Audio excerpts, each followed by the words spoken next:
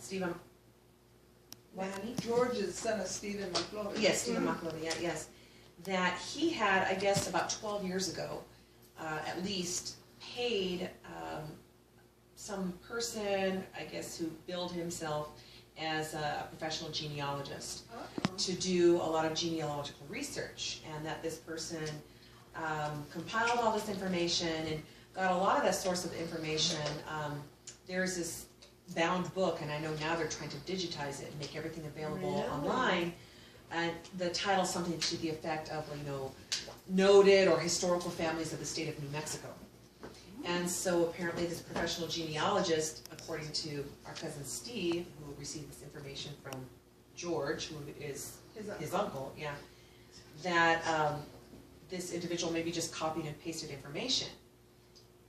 Whether or not that information is totally accurate is where kind of the question marks come into play. Right. So that's what we were talking about at Chuck and Sandra's. So he provided kind of this tree that's in this PDF file, which I have. I have it on a little flash drive.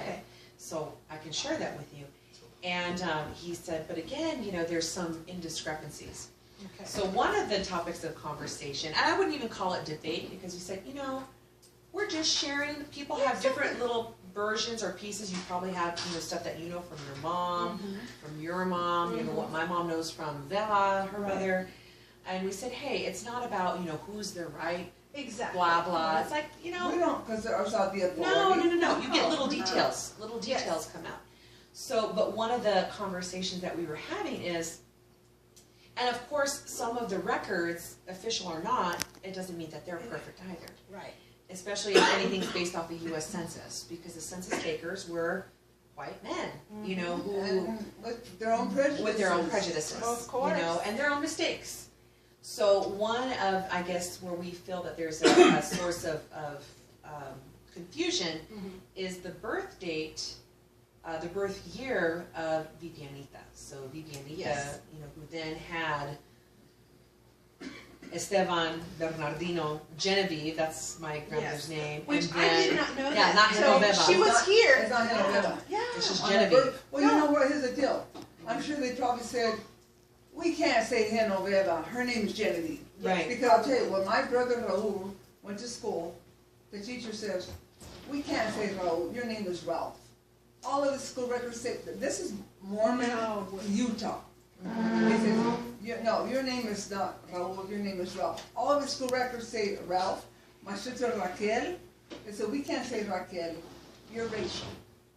Oh my God. Now, I mean, if they're doing that, you know, at this time, imagine what it was back in our grandmother's day, because when Veronica was born, you know, she was there, I was in the room, they brought my baby, of course my husband was there.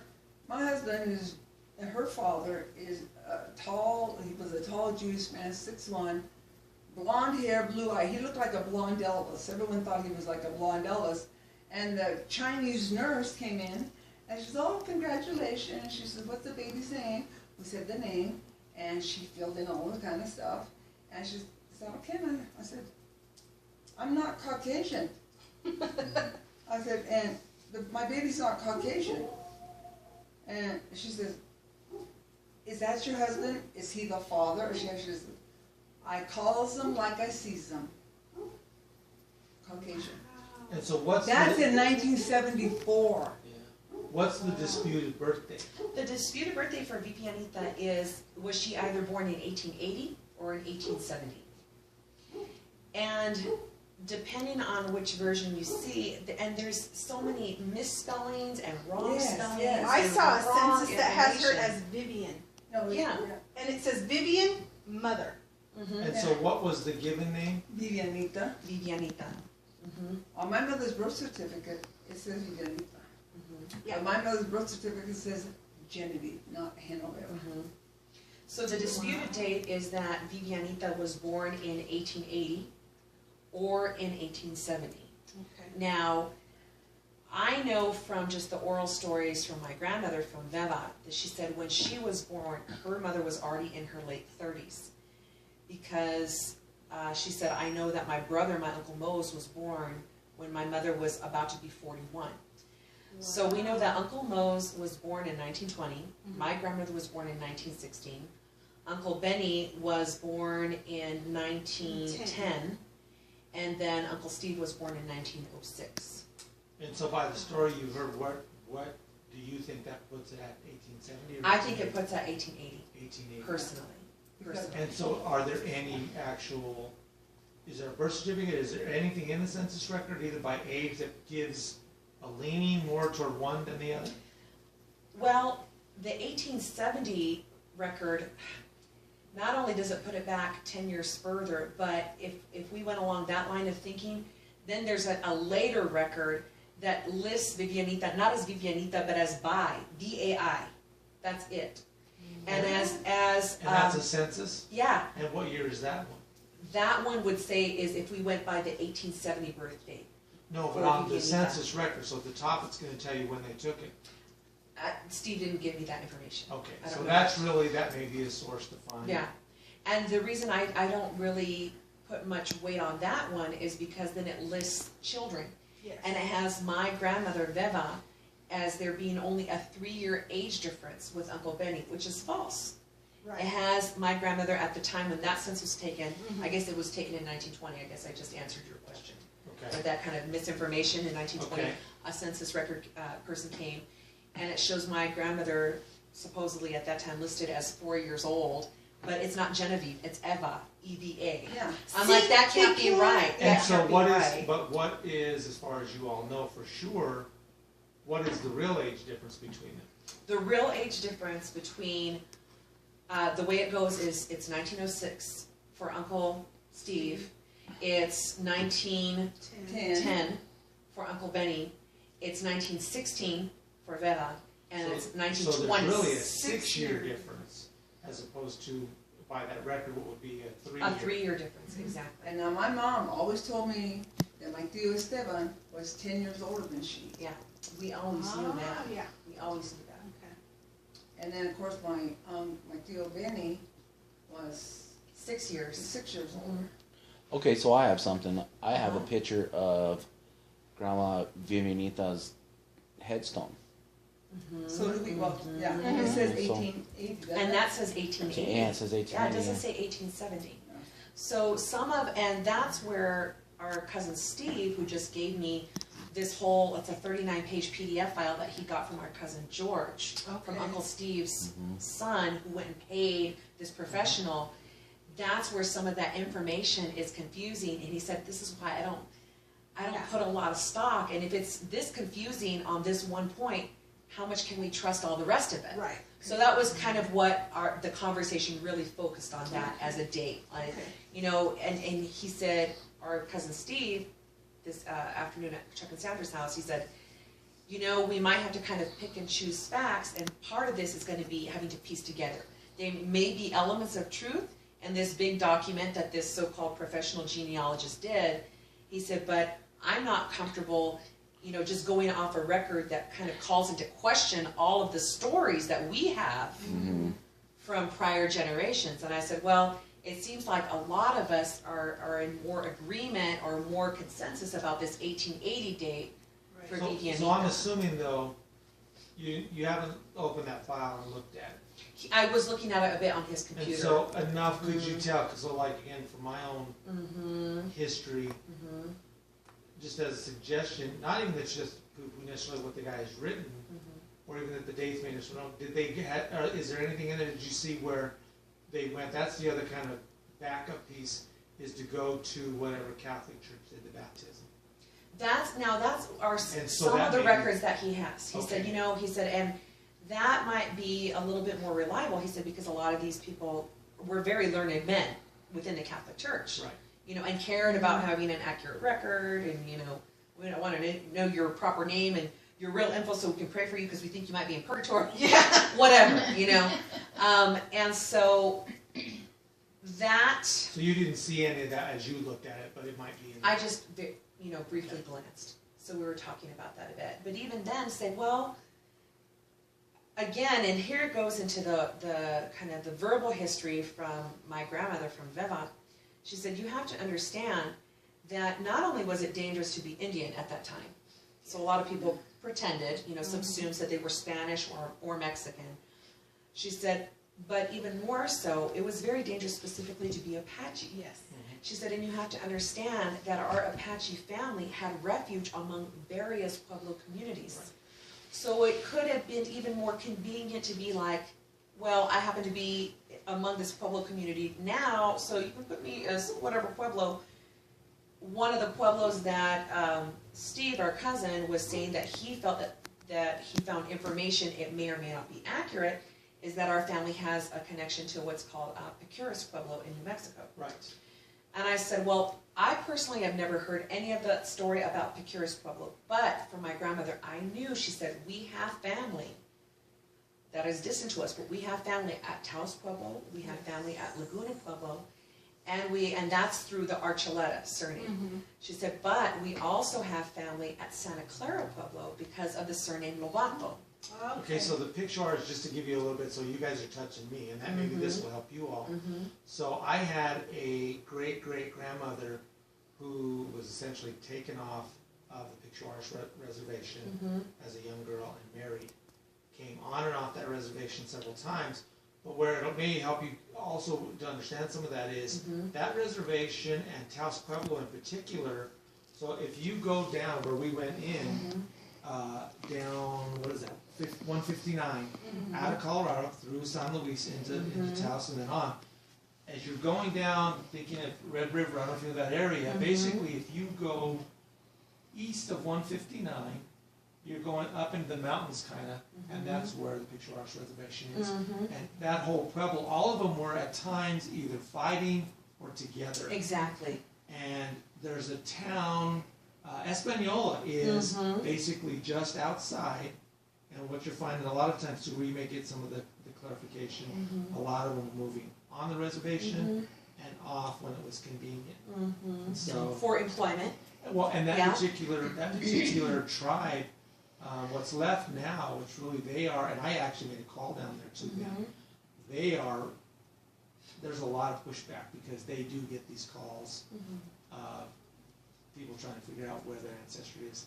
And their land, then and now, is still very timber rich. There's a lot of timber going on down there.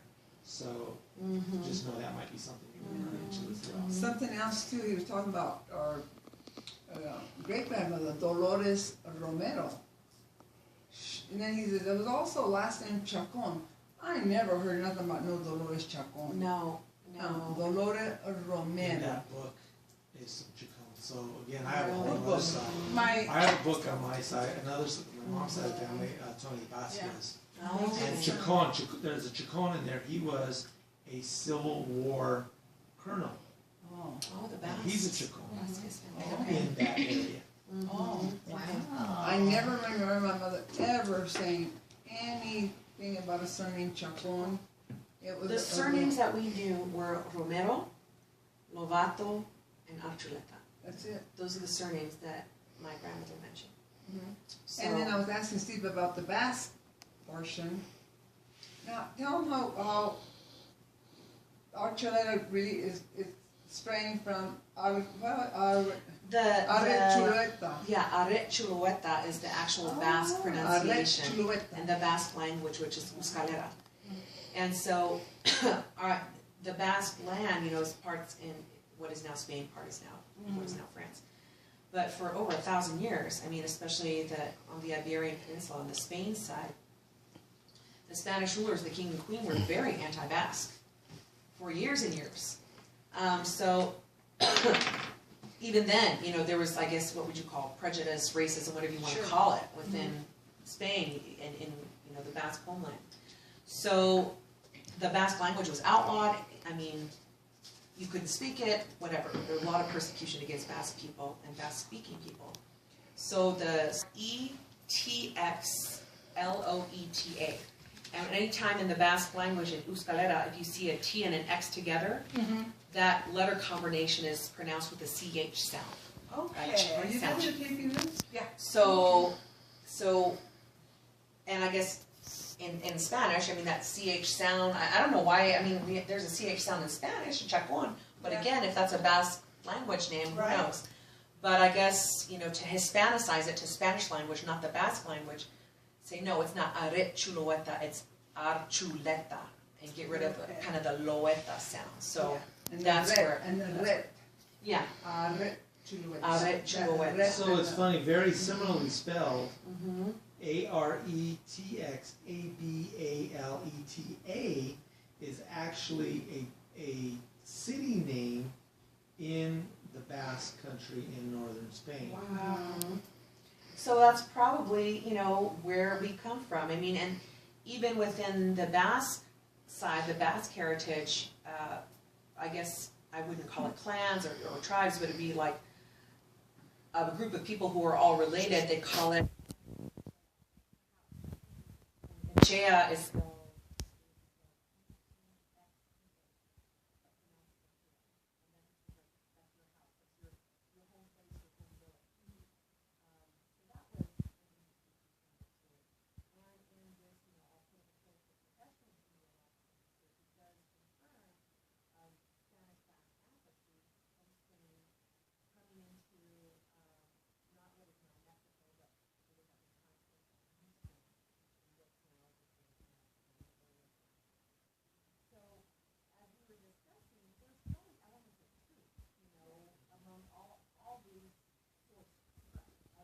the stories, the oral story.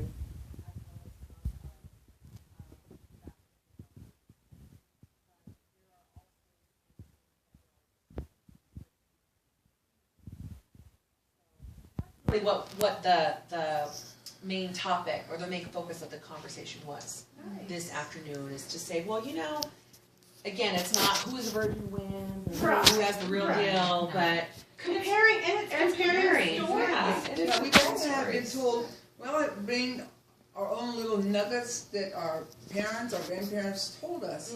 And so we're just reporting what was told to us. Right. And, you know, Steve said that, well, I guess this genealogist, he has backtracked our lineage back to the 1600s. And I said, how many generations would that be? This is about 15 generations. Wow.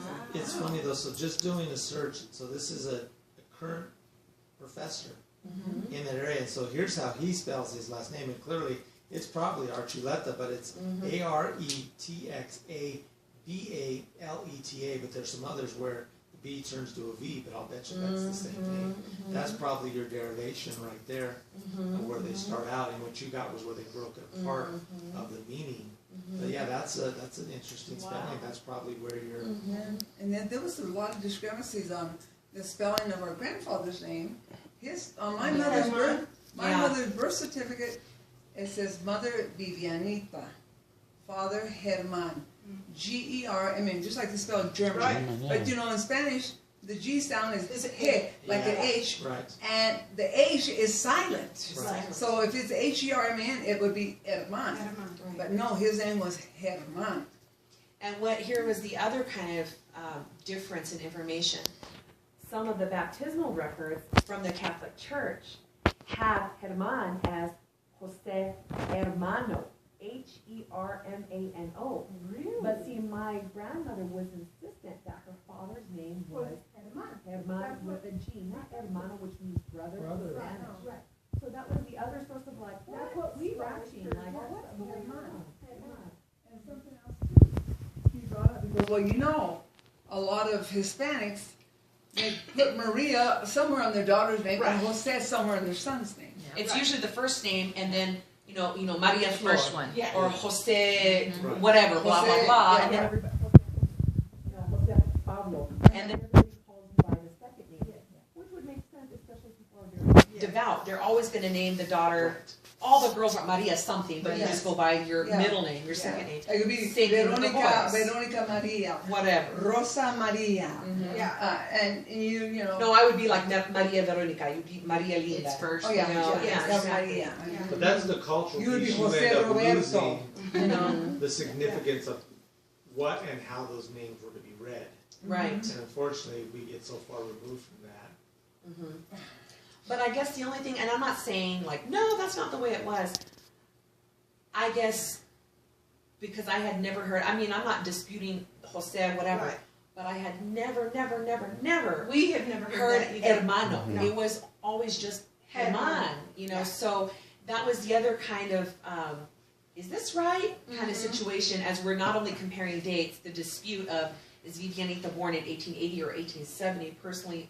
Me personally, and the stories that I seem to go with 1880, Yeah. because that would put her age at 36 when she had my grandmother, when she had Deva, Mhm. and a little past 40 when she had Mose, There you which jives with what my grandmother, what Exactly. Deva said. She Yeah, said yeah. it was very surprising at that time, you know, especially in 1920. go. Yes. You know, certainly not the facilities that we have now in hospital, for a woman of that age to successfully Give have birth. a healthy child, for her not to die in childbirth. Right. Wow. You know, so she's like, basically at that time, my mother was considered very old to be having me at Oh, yeah. 36 and to have my brother, Moises, At 40. Uncle Mose, at 40. Yeah. You know, my grandmother.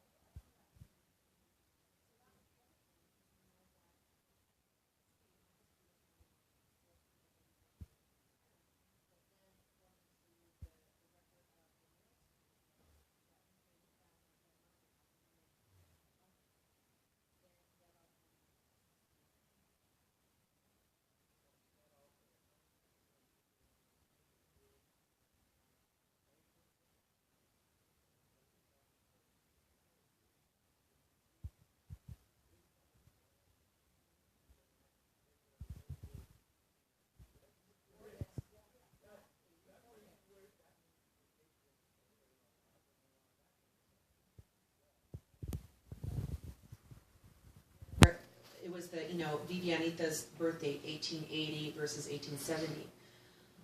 According to the, if we went with the 1880 time frame, he said, well, that would put Herman at least 12 years older than Vivianita. Whereas if we went according to this other line, I don't know, of 1870, it would put Herman and Vivianita like only 2 or 3 years apart at most. Or the exact same age. Right.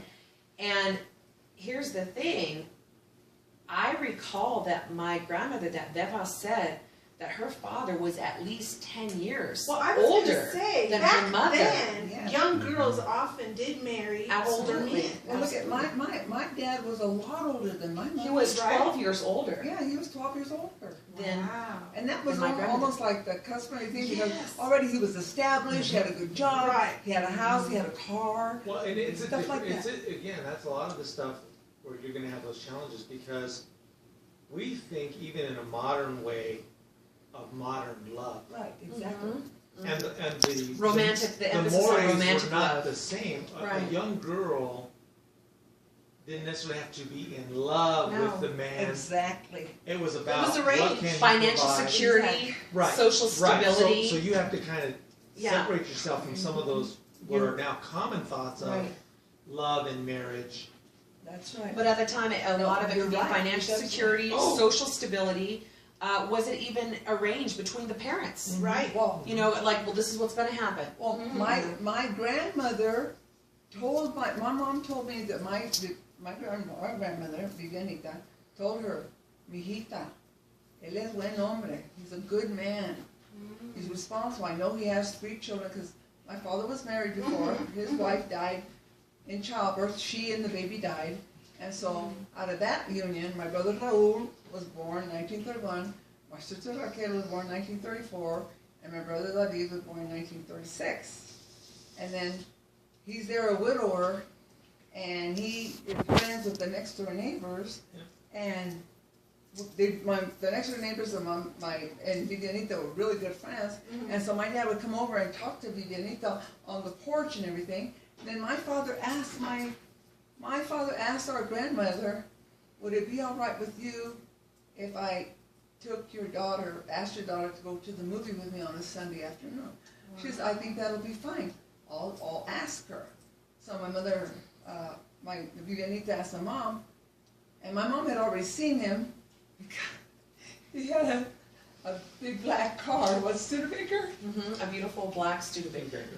And they're walking down the street, and the girl She and her friend, a young woman, were walking down the street. Tell me, said, And my grandmother, Veva, was always a jokester.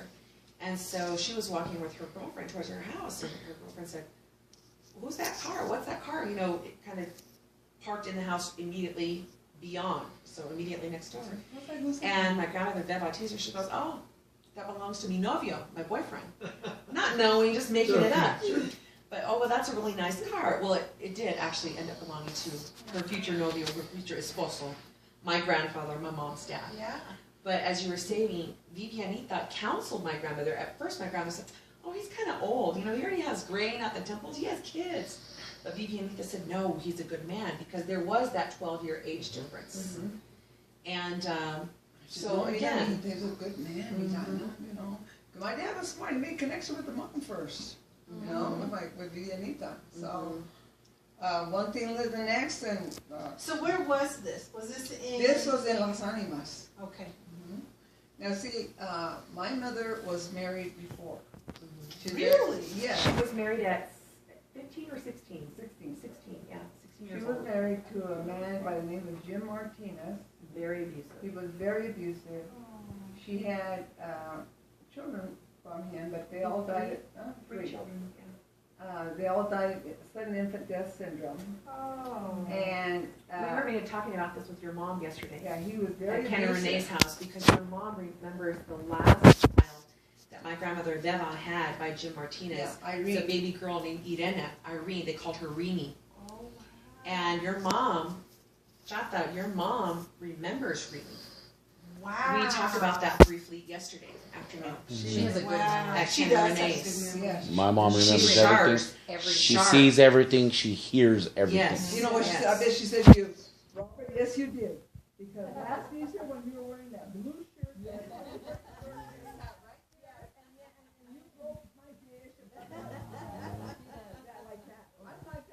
She remembers all the things I did wrong, but she can't remember watching a movie with me. But she remembers everything, all the important events. You know?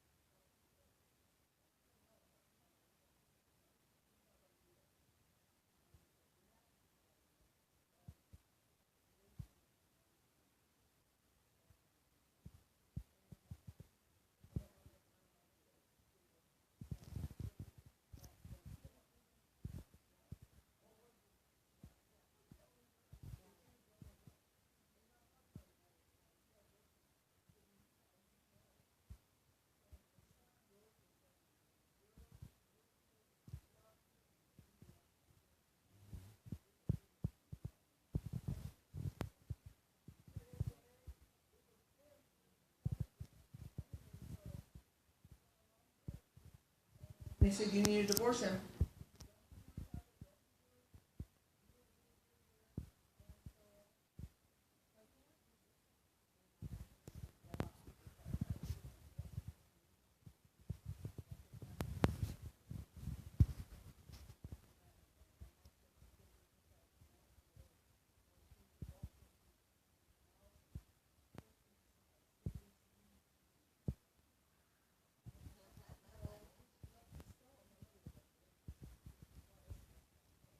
my dad, it was funny growing up. I mean, Vandy and I said, we're bored. Oh,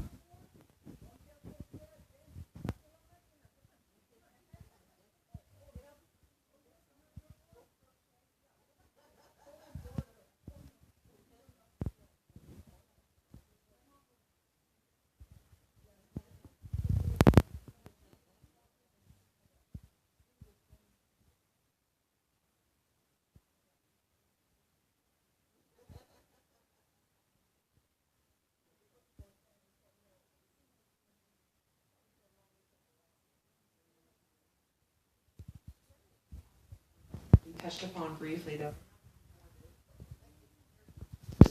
But we were.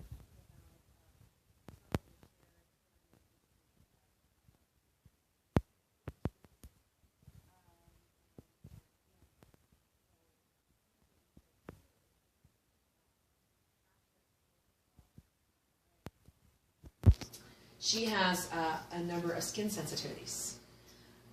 Sandra and Chuck's daughter, BJ, this afternoon showed my mom on her feet that she has a breakout of eczema. Since I was 4.5, child, I thought it was eczema. It turns out the symptoms are horrible chronic psoriasis. oh my So, word. But similar conditions. but all of these things that anything that has to do with eczema or psoriasis, they're actually categorized as autoimmune disorders. Yeah. You know, in the category of something like lupus, but thank God it's not that. Yes. Yes. But, and how to either control that or prevent a symptom flare-up through a lot of what we eat, Yes. Yeah. through diet. Avoiding the triggers. Yeah, avoiding Yes. certain triggers. We And know- some of the triggers are things that are, end up being inflammatory agents in the body. So I shared this with Ari, with you, and I think I told you a little bit about it yesterday as well. For me, you know, my weirdo allergies, my extreme reaction to them, I always, since I was 4.5, I always had, it's gross, like crusty hands. You know, they would break, they would split and crack. I mean, I shed every one of my fingernails. And ice cream. Well, because there's like, milk does the body good. You know, everybody had the mustache. I'm like, you know, I totally bought into all the calcium through milk kind of propaganda. But it wasn't until November of 2012 that my allergies became to the point where if I ingest dairy or gluten, that I will have to go to the hospital and be on prednisone. So, you know, and that part of that comes with age, like we were saying, even susceptibility, the older we get within our family, within the Archuleta family, about diet. Yep. And so, like your mom was sharing with us yesterday, how Vivianita actually died is because Uncle Benny at the time, he was working for the Works Project Administration, and they would give out commodity food boxes. And so how he brought food home, and in that commodity food box was a bunch of grapes, but they weren't table grapes that you just eat, you know, yeah. They were grapes that you would have to process, like into wine or for cooking. Okay. But that Vivianita didn't realize that, ate them like table grapes, ate a bunch of them, and that caused her to have the most horrific diarrhea that completely dehydrated her. So in fact, she died of dehydration. Wow. And so I some knew of it had these, to do with grapes. yes, and so some of these ailments, you know, that kind of trigger in the gut or sensitivities. The other thing, like you were sharing about with your mom, with susceptibility to liver, Yes. you know, and liver issues, and to have, you know, non-alcoholic cirrhosis. Or anything that's aged. Yeah, anything Yes. that's aged. She was very allergic. You know, I'm making that connection now because I've had blood panel work done, endocrinology done. I was sharing with Tony, it started when I was 19, almost 20. I've lost at this point, I have maybe 1/5 of the hair on my head that I used to have. And so when I was around 19 or 20, I started losing a lot of my hair. And I gained 30 pounds in 3 months. I had acne. I was like, what is happening? I started like getting crazy whiskers on my chin. I'm like, well, I'm gonna join the circus. I'm gonna be the bald, bearded, fat lady. What's going on? I was really upset. And so, and I would go, and I'm like, and they're like, no, everything's fine with you. I mean, I had so many different blood panels done. They're like, all your hormone levels are fine. And it wasn't until I went to this native doctor. She's a Cherokee woman from Tahlequah, Oklahoma. She looked at me. She said, honey, you have polycystic ovary syndrome. She said, this is very common in Native American women. She said, and it has to do with our diet. She said, we did not grow up eating things like wheat and dairy. And We ate so, corn, you know, we we ate ate corn. corn. We ate the three sisters, corn, beans, and squash. Yes. And they're called the three sisters because you plant them together. Because the corn stalk, as it grows up, it's like a natural bean pole for the bean vines to wrap around. And the squash, because it has low spreading broad leaves, it's a natural weed suppressant. Oh, So the wow. three sisters, the corn, beans, and squash, when you put them together, it's a perfectly balanced diet. Because you have corn that has niacin, but it needs to, that niacin needs to be unlocked by the phosphorus that is contained within beans. That phosphorus provides a natural fertilizer for the corn, and then the squash kind of rounds it all out. So you're not just, you know, having carbs, you're having carbs balanced with a complex carbohydrate and a protein. So anyway, I didn't realize all this stuff, and she's like, you know, as a Native person, we have to be very careful about these certain kinds of triggers in our diet. And then, you know, some of my symptoms kind of got under control. I was on low-dose birth control, but unfortunately my hair just kind of, over the years, has gotten thinner and thinner. And so it wasn't until I just shared with Tony, I just found out, 20 minutes ago, I was just recently diagnosed in April with an underactive thyroid. And so one of the things that I know to help control that, too, is, again, to be very careful with my diet. So I eat, not for fat and not to be whatever, all fancy, but I eat kind of a paleo diet. So I eat meat, I try to eat a lot of coconut oil, I eat avocados, and the only kind of, I try not to eat rice that often. You know, rice gives me heart palpitations. I try to just eat quinoa, which is, you know, that little grain that's gotten super popular and kind of a fad Yes. right now. But I try to do that, or I'll eat wild rice, because wild rice, grassy, like, you know, from the Great Lakes region of the United States, like, that's something that Native people Hasn't been processed. hasn't been processed in that sense. You know, so I try to eat stuff like that, and just to be careful even the kind of fruits I eat, not a lot of high sugars. And I found that has helped me, because I used to have really bad insomnia. It has stopped some of the hair loss. I mean, if it grows back, it does. If it doesn't, it doesn't. But at this point, some of it is, I think, growing back, because I have a lot of white. Anymore. Yeah, I'm not losing. It's like stopped. So, and it's helped me. Yeah, Triggers. it's helped me to really look at That some of is those really triggers. good. You know, it's funny because my mom told me that she was diagnosed when she was 18 with underactive thyroid, but she didn't like how whatever they gave her, how it made her feel, so she stopped taking it. And I'm like, you're kidding me. But like you, she kept going to Kaiser and telling them, I don't feel good, Yeah, check something's my wrong. thyroid, I'm exhausted. check I this, feel like check that. hell. And Yeah. they told her that her hormone levels were all normal. Okay, so I'm gonna make you crazy. So I'm gonna make you go back. Just really for more everybody. Maybe, I think maybe Robert too, and just even my own kids.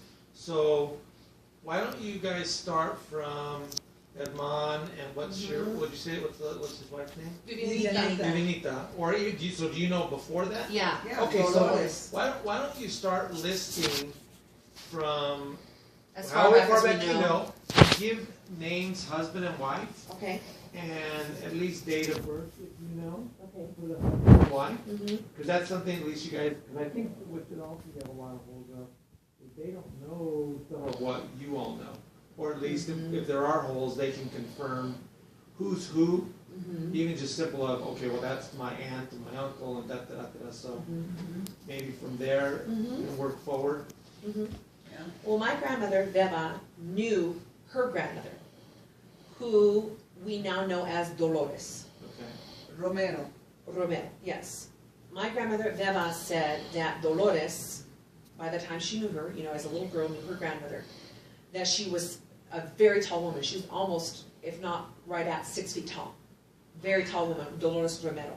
And that she had amazing, beautiful, jet black, thick hair that she wore up in a big chongo, in a big bun. But when she undid it, it came down almost all the way to her ankles. Wow. So she would always share that with me, I mean, since I was a little girl, because she had that very strong visual impression of her grandmother when she was the age that she was telling me. So like around 8 years old, I remember her telling me that, and I was fascinated.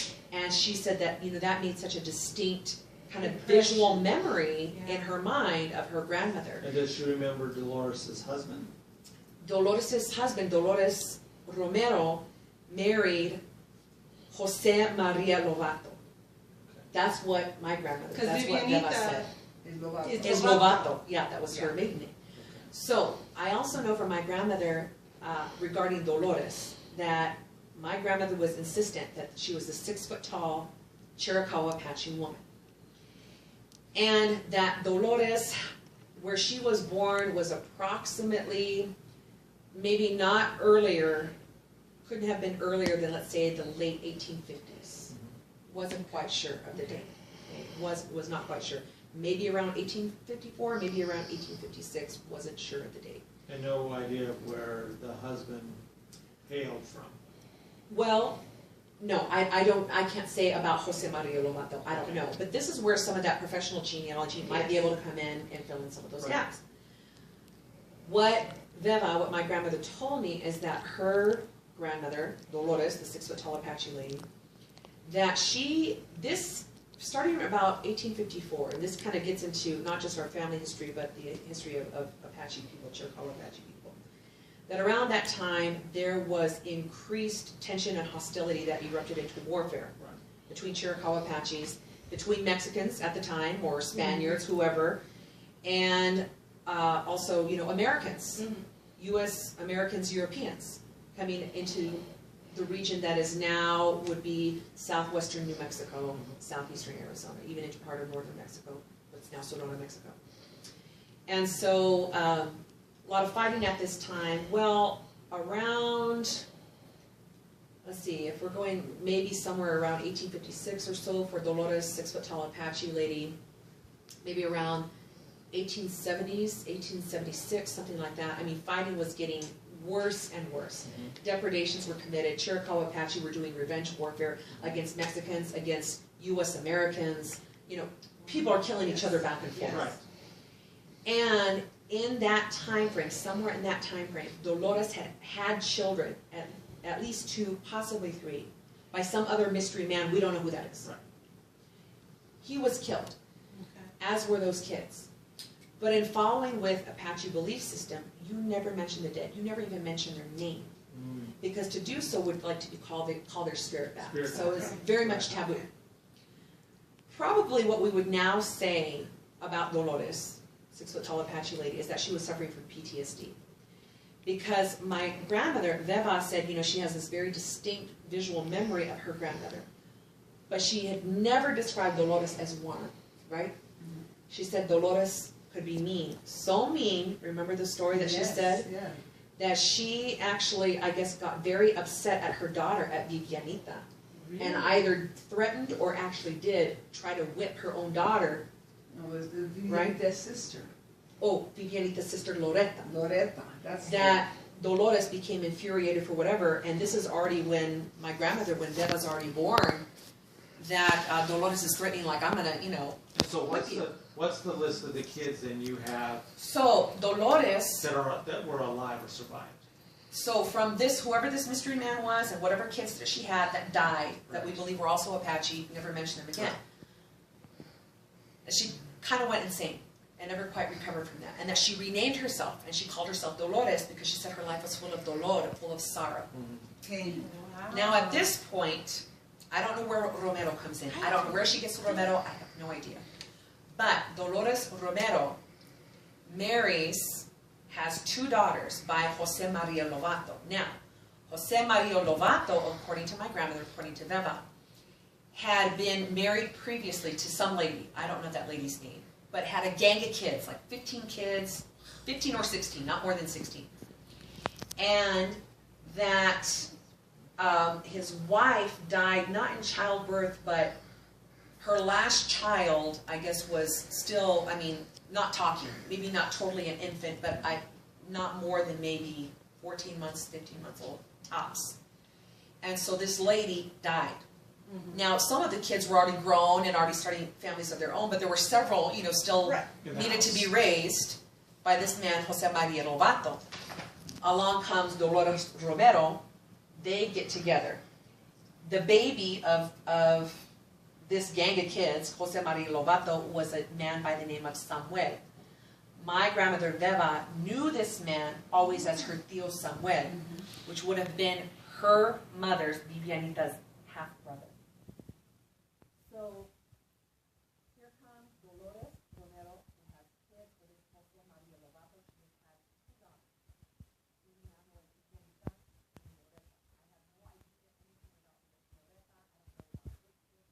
she married, I don't know how, anything, when But she they're died. Romero.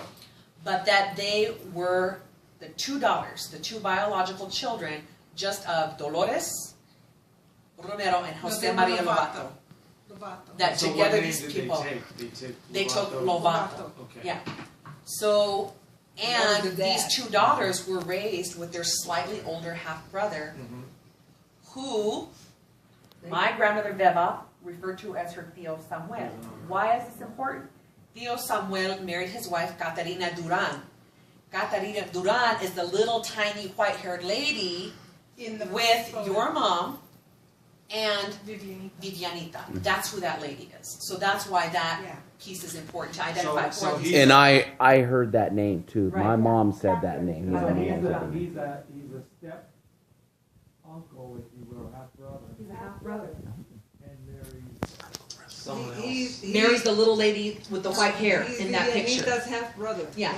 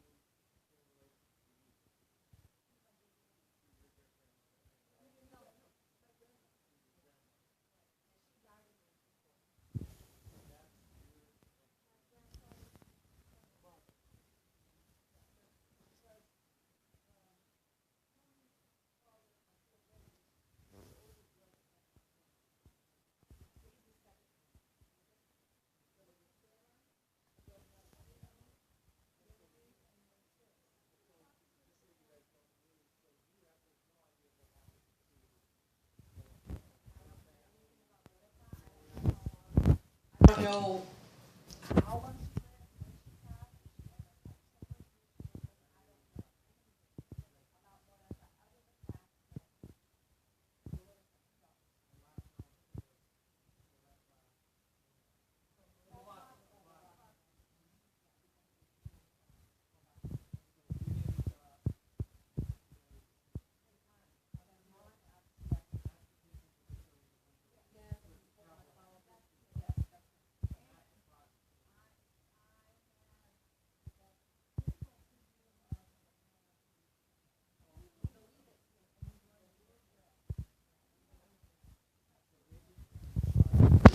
Well, let's see. They, according again to this marriage, this, certificate that Herman and Vivianita didn't get married until 1911. Ah, I see. However, Esteban is born in 1906. Uncle Benny is born in May 1910. of 1910. My grandmother is born August 29th of 1916. And then Uncle Mose is born in 1920. I think May of 1920. Okay, so I don't think you said, so Edmond's last name, Archuleta. okay, so that's what, no, just babe, so everybody, you're Yeah. thinking, you're sitting here and you're I following, know. other people are gonna be Right. looking at your tape. And that kind of gets back to where there's the question about the date accuracy of some of this professional genealogy Right. that has, disputed dates, especially as regards Vivianita's date of birth, to put her at either around 1880 or the 1870 timeframe. Like I said, just for myself, what I personally put a little bit more stock in is that she was born in that 1880 timeframe. That she And where was she 36. born? And she was born in, where was she born? Vivianita, I think in Los Angeles. in Los Animas, Colorado. Okay, so in the town. Was that a of Los reservation? Animas, No. or in the county of Los Animas? I know. See, I don't think she was born in the town of Las Animas, because my grandmother Beba said, going to Las Animas was like going to town. I So think- probably I think outside she the was city born in limits. Bend County. Bent. Bent County. Okay, Bent. so Los this- Animas in the county of Bent, Colorado. Bent County, Colorado. okay, so Los Animas, the town, The little is town in southeastern Colorado. right, and Los Animas, which is actually closer. That whole county runs and crosses essentially. If Trinidad is your marking point, it goes either side of I-25 down to the New Mexico border. I'm sorry, I have to go back, you just sparked my memory. No, I always remember my mom saying that her mother was born in La Trinchera, which was That's like right. a nickname for Trinidad. That's right, Colorado. that's right. Yes, yes, thank you. Did you ever hear Yes. La Trinchera? Yeah, Isn't that what they call Trinidad? Like that is what they call Trinidad, like, thank it's you. like San Francisco, they say Frisco, Yeah. But I think they call Trinidad, Colorado, La Trinchera. La Because yeah, Trinchera. Las Animas County is west. So you would go that whole area of Las Animas County, where if you kind of I-25 kind of splits it. Right. Trinidad kind of center. If Uh-huh. you're moving west, just directly following the border, you're going to hit Huerfano County, and then you get into Costilla County, and then the next county would be Las Animas County. Okay. So kind of moving that direction, so just so you don't get. And Yeah, the only confused reason, between the town and the county, it's true. That well, can and be the very only reason I confusing. just wanted you to clarify is because even Robert and I were talking earlier, that could screw you up if you're doing further research, if you're looking Yes. in Las Animas County versus And in Las fact, Animas, the town. I think that's one of the one of the discrepancies in that research, because if I remember correctly, just this afternoon I glanced, I think it said like Las Animas, almost as if it's twice. Like the city Well, and county in San Yeah, Francisco. but that wouldn't even make sense. Well, but that's the right? thing you have to remember too, so Yeah. many names So have Los Animas changed. is the county seat of Los Animas County? No, Las Animas No. is in a different county. Las Animas, the The town. town, is in Bent County. But But then again, there's a condado, a county Yeah. of Las Animas. so that's keep where in it's mind, again, strange. as you guys search, if you want to do that, Uh-huh. one, a lot of those town names have changed, literally, so you could, why you might be seeing Las Animas is, back at that point, there might have been a Las Animas. Right, right. But again, where it looks at your history, just as I was looking, so is it Jacaria? Hickory. Hickory. Again, if you follow, you kind of have to orient yourself to the New Mexico-Colorado border. Exactly. So if you continue to go, which may screw you up even further, not by intent, but if you go to Las Animas County and then go south, directly south, which you're not quite in the Clovis, or not Clovis, close to the Four Corners, that's where the Jacaria. That's where Dulce, that's where- Mexico is. Well, that's where the actual tribe is now. Exactly. That's the current. The reservation. So that's where you may have that battle of figuring out, is there Las Animas County and town back in the day, or which county versus which town Right. you're looking at. And the other interesting thing that I just know from conversations with my grandmother, with Veva, she said, we have family among Hickory Apache. And what's interesting is Archuleta, that surname, is a common surname on the reservation at Hickory Apache. I believe. Common surnames there are Archuleta and they say Velard, or Velarde and Vigil. So, I mean, that's what's interesting. My grandmother also said, we have family at Taos Pueblo.